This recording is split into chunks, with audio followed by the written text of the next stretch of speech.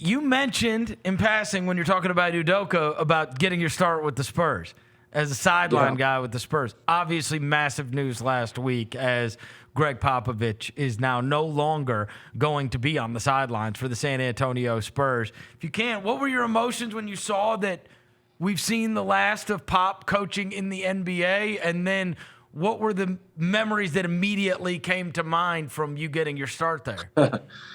Yeah, that's tough to see. You know, it was, you know, he's been a big part of my career, you know, on both sides. I would say, you know, I wrote about this. I wrote an Instagram post about this. So I know you don't have enough time to get into that, but I would say when I first started, the whole notion of Pop with the sideline reporter that became a bit with Craig Sager and David Aldridge on a national level, he was doing that to me before that was a bit. You were the test case. I was the guy. And that was not a bit. That was genuine. He hated doing that. I was the jabroni there in his face coming out of the halftime locker rooms after the games, the pregame press conferences. And man, he absolutely went napalm on me many, many times. But as I wrote about, I will say, like, there was a time, probably my third year into being the Spurs sideline reporter. You got to remember, too, you know, for those who don't know me, I know you do, Chris, but I started as a cameraman with the Spurs. Like, I was behind the scenes.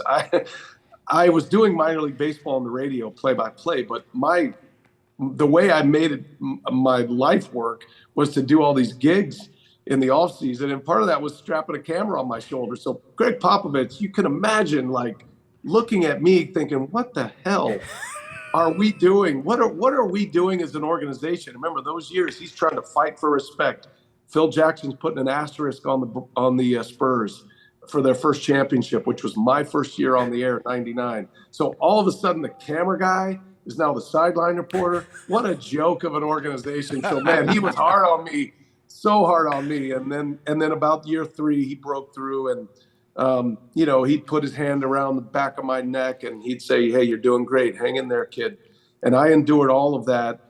And then ultimately when I left, you know, this is what I wrote about, that it was like the moment of my career when I got coached up by a legend, because he brought me in his office. I thought I was in trouble because he was big on loyalty.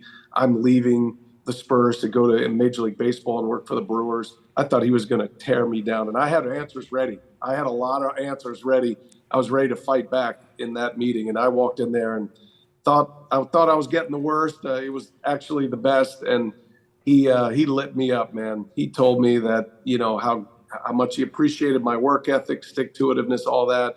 And then he told me, like, I want you to make sure that all those people that didn't allow you to grow in your career, I want you to make sure you make them pay from now on. That's your only goal from now on, is that you go represent us out there in your next venture. I swear I was ready to, like, I didn't need a door. I could have run through that door. And that was the only, like, major interaction I ever had, like, on that level. We had some personal interactions. How's your family? Those, you know, just brief windows. But this was like, he got in my face and he freaking coached me up, man. I'm like, damn. That's amazing. I just got coached up by a legend, and I'm a broadcaster. How great is that?